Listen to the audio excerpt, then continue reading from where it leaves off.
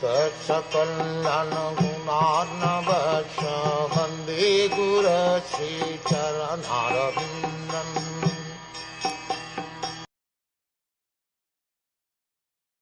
Now she, the chaste one, being unfortunately forsaken by the personality of Godhead, laments her future with tears in her eyes, for now she is being ruled and enjoyed by lower-class men who pose as rulers.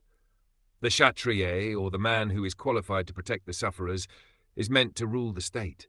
Untrained lower-class men, or men without ambition to protect the sufferers, cannot be placed on the seat of an administrator. Unfortunately, in the age of Kali, the lower-class men, without training, occupy the post of a ruler by strength of popular votes, and instead of protecting the sufferers, such men create a situation quite intolerable for everyone. Such rulers illegally gratify themselves at the cost of all comforts of the citizens, and thus the chaste Mother Earth cries to see the pitiable condition of her sons, both men and animals. That is the future of the world in the age of Kali, when irreligiosity prevails most prominently.